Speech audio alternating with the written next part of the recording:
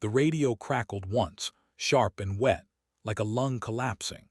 Then silence. The kind of silence that makes seasoned operators reach for their sidearms even when they're sitting in a bunker 300 miles from the front.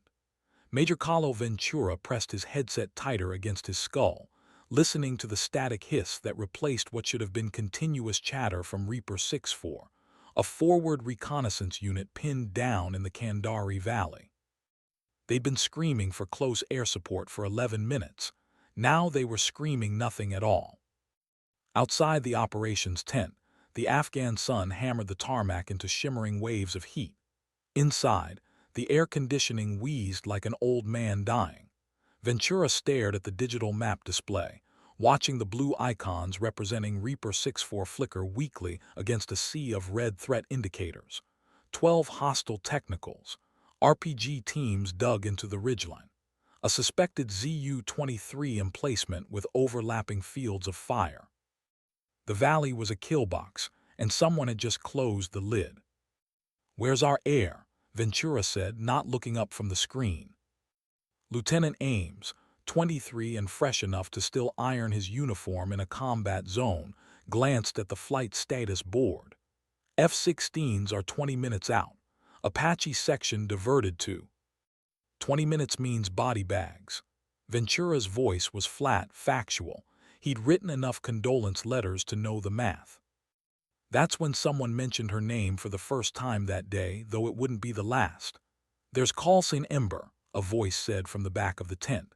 Staff Sergeant Torres, communications specialist, pointing at a blip on the air tracking display. "She's 3 minutes out. Solo, already responding." Ventura turned. "Who authorized that?" "She didn't wait for authorization, sir." The major's jaw tightened. He knew the name. Everyone knew the name, even if they pretended not to. Captain Rosa Kadir, Tajik-American, 31 years old. 700 combat hours in the Warthog, more than most pilots twice her age. She flew like someone who had nothing left to lose and everything left to prove. The brass called her reckless. Her ground teams called her a guardian angel with a 30mm cannon. Ventura had called her into his office twice for unauthorized low-altitude passes that violated every safety protocol in the book. She'd stood at attention, said nothing, saluted, and done it again the next week. He'd recommended her for grounding. The recommendation died somewhere in the chain of command, probably because her kill count was higher than her insubordination reports. Now she was inbound, alone, into a valley that swallowed aircraft whole. "Get me a direct line to Ember," Ventura said. The radio crackled again. This time it was her voice. The transmission came through broken, fragments of words wrapped in engine noise and wind shear. "Ember, visual, smoke." Static swallowed the rest, but it was enough. Captain Rosa Kadir was already in the valley, already low enough to see the burned scars on the earth where Reaper 64's vehicles had been hit. The A-10 Thunderbolt II screamed over the ridgeline at 300 knots. Titanium bathtub fuselage, reflecting sunlight like a signal flare, twin turbofan engines howling defiance at the mountains. She'd painted her aircraft herself. Not regulation, but nobody stopped her. Along the nose, beneath the shark teeth every warthog wore like a war mask, she'd added something else, a small orange ember still glowing. Her grandfather's last word before the soldiers came for him in Dushanbe, 1992. "Ember, the thing that doesn't die, the thing they couldn't extinguish." Ventura's voice cut through the static. "Ember, you are not cleared hot. Repeat, not cleared hot. F-16s inbound, establish holding pattern in." "Negative." Her voice was calm, almost gentle, the kind of calm that terrified people who understood what it meant.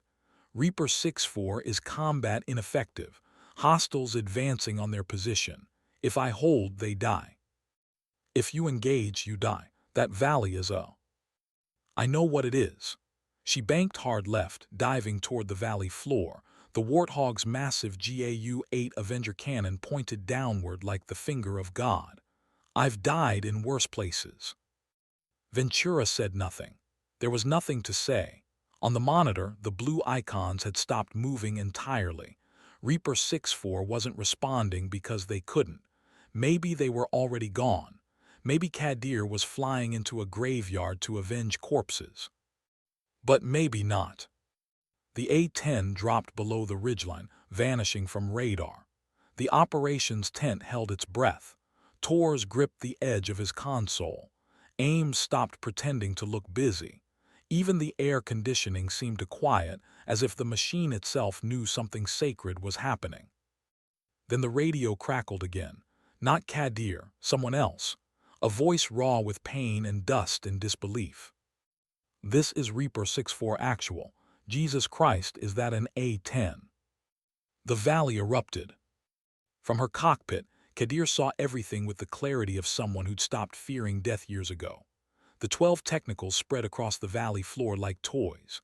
The muzzle flashes from the ridgeline. The thin column of smoke rising from what used to be an MRAP, now a burning coffin for someone's son or daughter. And there, behind a collapsed mud wall, 7 figures in American multicam, pinned down, returning fire with weapons that sounded like whispers against the roar of the enemy. She didn't hesitate. The warthog rolled inverted, nose pitching down at an angle that would have made any sane pilot pull up. Kadir wasn't sane. She'd stopped being sane the day she watched her mother's immigration papers get denied for the 3rd time. The day she enlisted to prove something to people who would never believe her.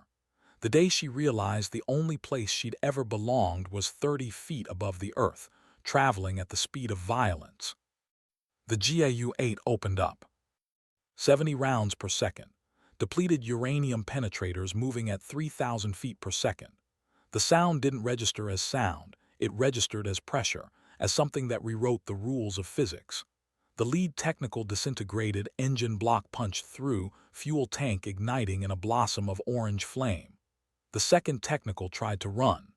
Kadir adjusted her angle by 2 degrees, a motion as casual as brushing hair from her face, and erased it from existence. "Holy shit," someone breathed over the radio. Reaper 6-4, watching their salvation arrive in titanium and fury. Kadir pulled up hard, G-forces crushing her into her seat, vision tunneling at the edges. The ridgeline lit up with anti-aircraft fire. Tracers arced toward her like angry fireflies. She banked right, then left, then dove again, the warthog shuddering with every maneuver but holding together because that's what warthogs did. They held together when everything else fell apart. "Ember, you have multiple SA-7 launches." Ventura's voice, tight with fear he'd never admit to. "I see them." She deployed flares, the sky behind her blossoming with white-hot decoys. The missiles went stupid, chasing ghosts. She didn't. She stayed locked on target, on the ZU-23 emplacement that had been chewing Reaper 6-4 apart. The gun crew saw her coming, tried to traverse their weapon fast enough. They weren't fast enough. The Avenger spoke again, and the emplacement became a crater. Kadir climbed, breathing hard, checking her fuel and ammunition. Half her cannon rounds gone. 10 minutes of loiter time. The valley still crawled with hostiles, but they were scattering now, breaking formation, realizing they weren't hunters anymore. They were prey. She keyed her radio. "Reaper 6-4, this is Ember, give me targets." The response was immediate, desperate, grateful. "Ember, we have technical mounting a recoilless rifle, 200 meters north of our position, behind the—" "I see him." She rolled, Dove fired. The technical and its crew ceased to exist. She pulled up, circled, hunting. The ground teams directed her like a conductor directing an orchestra. Target, fire, destroy. Target, fire, destroy. Each pass brought her lower, each pass invited more ground fire, each pass dared the valley to take her. The valley tried. A burst of 12.7 rounds stitched across her left wing, punching holes through aluminum and hydraulic lines. Warning lights flashed in her cockpit like Christmas decorations. She ignored them. The A-10 could fly with one engine, one wing, half a tail. She'd read the reports. Pilots who'd brought warthogs home looking like Swiss cheese. She'd be another one of those stories, or she'd be nothing. Ember, you're hit. Break off. Ventura, watching her aircraft's damage reports populate on his screen. Negative, still mission capable. Her voice hadn't changed. Still calm, still gentle, still terrifying. She made another pass, and another, her aircraft bleeding hydraulic fluid and altitude but still firing, still protecting, still refusing to abandon the people below. The F-16s arrived 8 minutes later, supersonic and furious, ready to sanitize the valley. They found Kadir still circling, still hunting, still defiant. By then, there was nothing left to hunt. The hostiles who could run had run. The ones who couldn't were learning what happens when you corner Americans with an A-10 overhead. Kadir finally pulled up, climbing toward the safety of altitude, her aircraft groaning with every meter gained. The right engine was overheating. The left wing had lost 20% of its lift. She didn't care. Below her, Reaper 64 was already moving, already evacuating, already alive. Ember, Reaper 64 actual, we are extracting, all personnel accounted for. A pause, heavy with emotion that military radio protocol couldn't quite contain. You saved our lives. Kadir didn't respond immediately. She was too busy coaxing her wounded warthog toward home, watching the fuel gauge drop, calculating whether she'd make it back or whether she'd have to punch out over hostile territory. The math was ugly. Just doing my job, she finally said. But it wasn't just a job. It was never just a job. For Kadir, every mission was personal. Every life saved was an answer to a question she'd been asking since childhood. Do I belong here? The warthog said yes.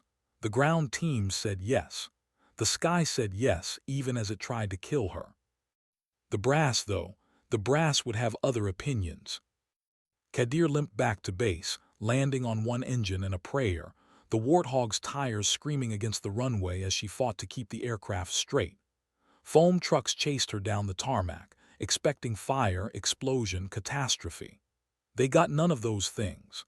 Just a battered aircraft rolling to a stop and a pilot climbing out with hands that didn't shake, eyes that didn't blink, a face that revealed nothing. Ventura was waiting on the tarmac, arms crossed, jaw set. Behind him, the entire operation staff had gathered, drawn by the spectacle of an A-10 held together by spite and rivets. Kadir pulled off her helmet, dark hair plastered to her skull with sweat, and walked toward the major without hurrying. She knew what was coming. Captain Kadir. Ventura's voice was parade ground formal. You directly disobeyed my order to hold position. Yes, sir. You engaged without clearance, violating established rules of engagement. Yes, sir. You risked a multi-million-dollar aircraft and, more importantly, your life, on a tactical situation you had no business entering solo. Yes, sir. Her eyes met his, no defiance, no apology, just fact. Ventura stared at her for a long moment. The crowd waited. Someone coughed. A wrench clanged against metal somewhere in the maintenance hangar. The sun beat down on everyone equally, indifferent to rank or righteousness. Reaper 64 sends their thanks, Ventura finally said, his voice softer. 7 lives, Captain. You brought home 7 lives. 8, sir? Kadir's voice was quiet. There was a combat cameraman embedded with them. Nobody mentioned him. Ventura blinked. He hadn't known. The casualty reports hadn't updated yet. Kadir had counted, though. She always counted. 8, Ventura repeated. He unfolded his arms, something in his posture shifting. I'm still writing you up. Reckless endangerment, insubordination, the whole 9 yards. Understood, sir. But I'm also recommending you for the Distinguished Flying Cross. That made her pause. For the first time, something flickered across her face. Not pride, not satisfaction, confusion maybe, as if heroism and punishment existing simultaneously didn't compute. Sir, I dismissed, Captain. Ventura turned and walked away before she could finish, before the lump in his throat could betray him. Behind him, the crowd began to disperse, murmuring, glancing back at Kadir like she was something strange and holy. She stood alone on the tarmac, helmet tucked under her arm, the wind pulling at her flight suit. Behind her, maintenance crews swarmed her aircraft, already cataloging the damage, already calculating repair times. The Warthog looked exhausted, scorched, brutalized. It looked like it belonged. So did she. That night in the operations tent, someone pinned a printout to the wall. A still frame from the combat cameraman's footage, pulled from his helmet cam before the ambush. It showed an A-10 diving through a column of smoke, wings level, cannon firing, absolutely fearless. Beneath it, someone had written in black marker, Ember. No rank, no name, just the call sign. By morning, 50 people had seen it. By the end of the week, it had been photographed and shared across encrypted military networks, appearing on base walls from Kandahar to Kuwait. By the end of the month, Rosa Kadir had become something she'd never wanted to be. A legend. The problem with legends is that they're expected to be legendary every single time. Kadir understood this better than anyone. She didn't want the attention, didn't want the whispered conversations that stopped when she entered the chow hall, didn't want junior officers looking at her like she was somehow different from every other pilot doing the same dangerous work. But she was different, not because she was braver or more skilled. There were plenty of brave, skilled pilots. She was different because she carried something the others didn't. A weight, a debt. The knowledge that her grandfather had died stateless, that her mother had cleaned American houses for 20 years before citizenship finally came, that she herself had joined the military partly out of patriotism and partly out of desperation to prove she deserved to be here. Every mission was a payment on that debt. Every life saved was proof of belonging. The next sortie came 3 days later, a convoy ambush near the Pakistani border. Kadir was airborne in minutes, the repaired Warthog growling beneath her like a resentful dragon. This time, she had a wingman. Captain Del Torres, call sign Sledge, a good pilot who followed procedures and colored inside the lines and would probably make colonel someday because he knew when to nod. Ember Sledge, maintain standard altitude, were not cleared below 15,000 until. Kadir was already descending. The convoy was taking fire from a tree line. She could see muzzle flashes, could see the lead vehicle burning, could calculate the exact angle needed to suppress the ambush without hitting friendlies. 15,000 feet was a suggestion for people who wanted to survive. She wanted the convoy to survive. Ember, what are you doing? Sledge, alarmed, watching her dive. Shopping, Kadir said, and opened fire. The GAU-8 turned the tree line into splinters. The ambush evaporated. The convoy moved. She climbed back to altitude, calm as someone returning from a grocery run. Sledge said nothing for the rest of the mission, but she could feel his disapproval radiating through the radio silence. When they landed, he cornered her by the hangar. You can't keep doing this. Doing what? Playing cowboy. We have protocols for a reason. Kadir looked at him, really looked the way she looked at targets. The protocol said wait for clearance. I waited. The convoy would have been dead. You don't know that. Yes, I do. She walked past him toward the debriefing room. I always do. The weeks blurred together. More missions, more impossible saves, more junior officers watching her with mix of awe and resentment, more brass wondering whether she was an asset or a liability. Kadir didn't care about any of it. She cared about the Warthog, about the sky, about the radio calls that meant someone was dying and needed her not to be. Her aircraft became a talisman. Other pilots started touching the ember painted on its nose before their own flights, a superstition born from desperation. Maintenance crews worked faster on her bird, took extra care, whispered to it like it could hear them. Maybe it could. Maybe the Warthog understood its pilot better than anyone human ever would. Then came the mission that changed everything. October 15th. A village called Zaranj pressed against the Iranian border.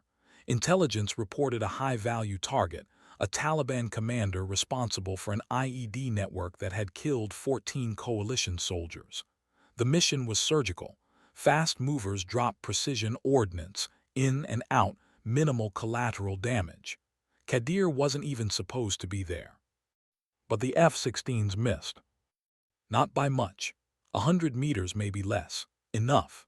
The compound exploded, but so did the building next to it. A school. Not in session, thank God, but the village erupted anyway. Angry crowds, chaos, someone fired an RPG at the departing F-16s.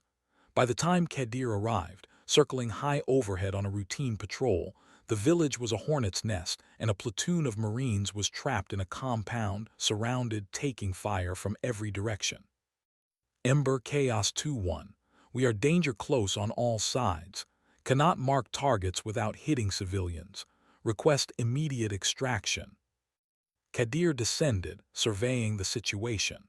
The Marines were surrounded by buildings full of non-combatants. Hostiles were using human shields, firing from doorways and windows, disappearing into crowds. A nightmare scenario, the kind that ended careers and started war crimes investigations. Chaos 2-1, this is Ember. I can't fire too many civilians. Then we're dead. The Marine sergeant's voice was matter of fact. They're bringing up an SPG. When that gets here, they'll level this compound. Kadir circled lower. She could see the SPG-9 being wheeled through the streets, could see the hostiles organizing for a final assault. The Marines had maybe 5 minutes. She had one cannon, 1,700 rounds, and a choice. Follow the rules and watch them die, or break every rule and maybe save them. The radio crackled, Ventura's voice. He'd been listening. Ember, you are not cleared to engage. Repeat, not cleared. Civilian risk is too high. Copy, Kadir said.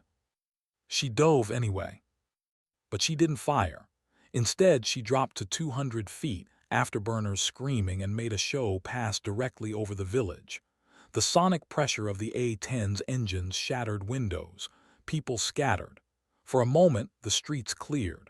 The hostiles with the SPG-9 dove for cover, thinking bombs were coming. Kadir climbed, circled, dove again. Another show pass, even lower. The warthog's roar was psychological warfare, a reminder that death watched from above. She couldn't shoot, but she could make them think she would. She could make them afraid. It worked mostly. The hostiles pulled back, retreating into buildings, waiting for her to leave. The Marines used the distraction to move, dashing from their compound toward an extraction point 3 blocks away. Kadir covered them, circling like a guardian angel, her presence alone keeping the enemy suppressed. Almost alone. One hostile, braver or stupider than the rest, appeared on a rooftop with an SA-7. Kadir saw the launch, saw the missile leap upward trailing smoke, saw her death coming. She deployed flares, banked hard, prayed to a god she wasn't sure believed in her. The missile tracked through the flares. It struck the left engine. The explosion was almost gentle, a muffled thump followed by a shudder. Alarms screamed. The warthog yawed left, fighting her. Kadir shut down the damaged engine, compensated with the right, kept flying. The Marines were still moving. She couldn't leave. Ember, you're on fire. Eject. Ventura, watching her damage indicators light up like a Christmas tree. Negative, Chaos 2-1 is still exposed. That's in order, Captain. And I'm refusing it, sir. Her hands moved across the controls, stabilizing the aircraft, coaxing it to stay airborne despite the fire eating through its port side. 2 minutes. Give me 2 minutes. She didn't get 2 minutes. She got 90 seconds. The right engine started overheating, starved of oil by shrapnel damage. The fire spread. The warthog bucked and screamed and begged her to let it die. Below, the Marines reached the extraction point. Helicopters appeared, Black Hawks dropping into the street like angels of their own. The Marines loaded up, lifted off, escaped. Kadir's aircraft disintegrated around her. She punched out at 500 feet, far too low, the ejection seat firing her into the sky like a bullet. The parachute deployed. Barely. She hit the ground hard, ankle-shattering, pain-white and absolute. Through the haze, she watched her warthog spiral into the earth, impact, explode. The ember on its nose became a real ember, burning bright, burning out. Then the villagers found her. They surrounded her, angry, grieving, seeing only an American pilot, another invader, another killer. Someone raised a rock. Someone else screamed in Pashto. Kadir couldn't run, couldn't fight, could only sit in the dust, broken and helpless, waiting for the stones to fall. They didn't fall. An old man pushed through the crowd. He spoke rapidly, gesturing, pointing at the sky. Kadir didn't understand the words, but she understood the tone. He was defending her. The crowd hesitated, uncertain. The old man knelt beside her, meeting her eyes, and said something in broken English. "You'll not shoot. You could, you not." Then the Marines came back for her, fast-roping from a Black Hawk, forming a perimeter, extracting her under fire. But the old man's words stayed with her long after the morphine kicked in, long after the surgeons rebuilt her ankle, long after the investigation cleared her of wrongdoing. "You not shoot." She'd had the power to kill, and she'd chosen mercy. In a war defined by choosing between bad options and worse ones, she'd found a third way. She'd been a weapon that refused to fire, and somehow that had been enough. 2 months later, Kadir stood in a hospital corridor at Landstuhl, ankle in a walking boot, discharge papers in her hand. The doctors said she could fly again, eventually. The brass said she probably shouldn't. The media said she was a hero. She didn't feel like any of those things. She felt tired. Ventura found her by the window, staring out at the German countryside. He didn't say anything at first, just stood beside her. Two soldiers watching a peaceful world that didn't know how much blood bought its peace. "They're giving you the Distinguished Flying Cross," he finally said, "and the Purple Heart, and probably a parade if you want one." "I don't want one." "I figured." He pulled a folded paper from his pocket, handed it to her. "That's from Chaos 2-1, the Marines you pulled out of Zaranj." Kadir unfolded it. A printed photograph. 12 Marines, still in kit, dusty and exhausted, holding a hand-painted sign, "Thank you, Ember." In the front row, one Marine had added his own message in marker. "My daughter turned 3 last week. Because of you, I was there." Her hands shook. She folded the paper carefully, tucked it into her pocket. "I lost my aircraft." "Aircraft can be replaced, you can't." Ventura turned to face her. "You know why you're different, Kadir? Why everyone talks about you?" "Because I'm reckless." "No, because you care." He tapped his chest over his heart. "Most of us, we do the job, we follow orders, we go home. You carry every life like it's your own family down there. That's not recklessness, that's something else." "What?" "Proof," Ventura said simply, "that some people still fight for the right reasons." He left her then, walking away down the corridor, and Kadir was alone with her thoughts. She pulled out the photograph again, studied the faces of the Marines, the exhaustion and gratitude written into every line. Her grandfather would have been proud. Her mother would have wept.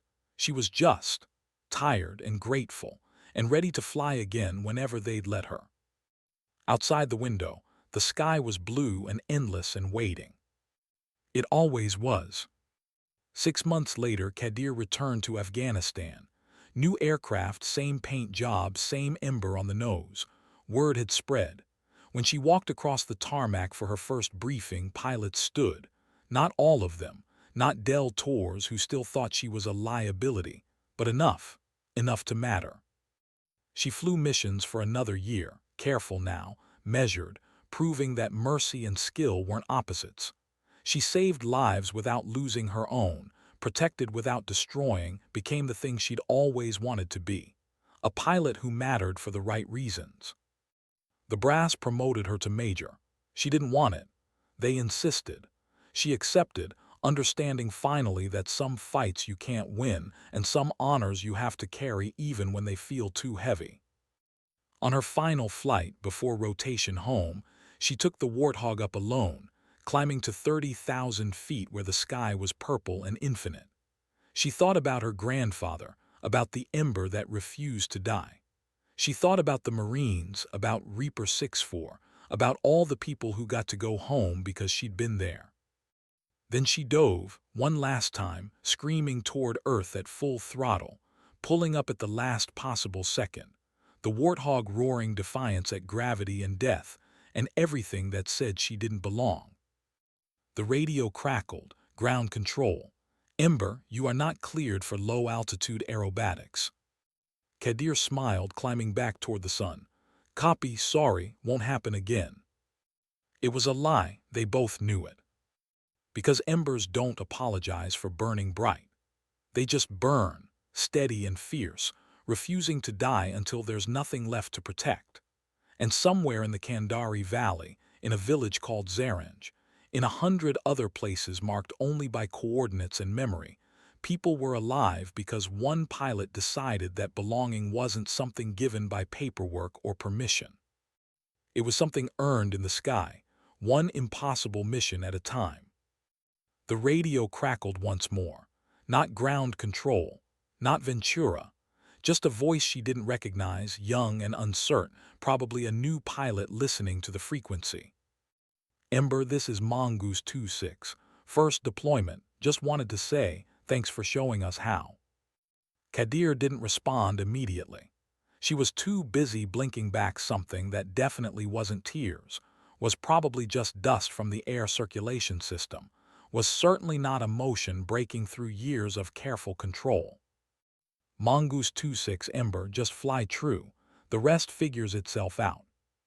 She signed off, set course for home, and let the sky carry her one last time. Below, the earth turned. Above, the sun burned. And somewhere between those absolutes, a woman named Rosa Kadir, who'd spent her whole life proving she belonged, finally believed it. The ember glowed bright. Then brighter still. Then forever.